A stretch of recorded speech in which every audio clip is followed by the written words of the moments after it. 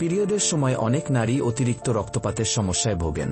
ঋতুস্রাবের সময় প্রতি 1 থেকে 2 ঘন্টা পরপর বা সারা দিনে 10 বারের বেশি স্যানিটারি প্যাড বদলাতে হলে অথবা 7 দিনের বেশি সময় ধরে রক্তক্ষরণ হলে বুঝবেন আপনি অতিরিক্ত মাসিক রক্তপাত রোগ বা মেনোরেজিয়ায় আক্রান্ত হয়েছেন।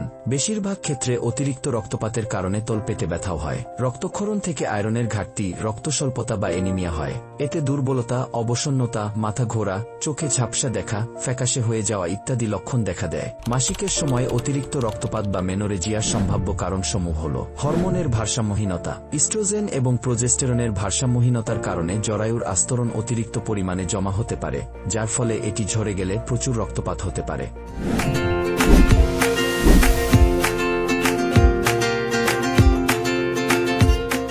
জরায়ু ফাইব্রয়েড। জরায়ুতে ক্যান্সারবিহীন মাংসপিণ্ড বা টিউমার সৃষ্টি হলে তা ভারী এবং দীর্ঘস্থায়ী মাসিক রক্তপাতের কারণ হতে পারে। জরায়ুতে পলিপ হলেও মাসিকের সময় অতিরিক্ত রক্তপাত হতে পারে। এডেনোমায়োসিস।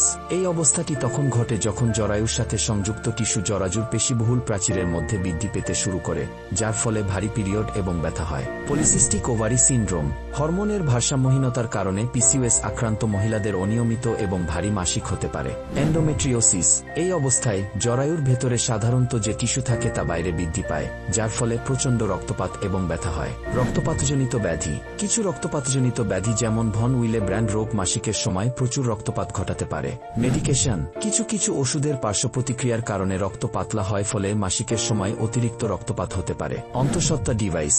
কিছু ধরনের আইইউডি, বিশেষ করে অহরমোনজনিত আইইউডি, মাসিকের সময় রক্তপাত বৃদ্ধি করতে পারে।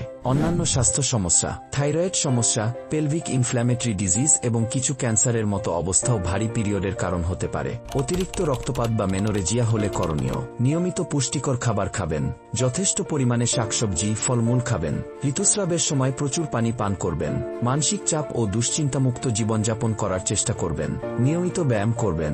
ওপরের সংজ্ঞা অনুযায়ী অতিরিক্ত রক্তক্ষরণ হচ্ছে বলে মনে হলেই চিকিৎসকের পরামর্শ নেবেন। সমস্যা লুকাবেন না বা নিজে ব্যবস্থা নেবেন না। মেনোরেজিয়া মেয়েদের রক্তস্বল্পতার অন্যতম প্রধান কারণ। এ থেকে অন্যান্য জটিলতাও হতে পারে, তাই সঠিক সময়ে চিকিৎসা নেওয়া জরুরি।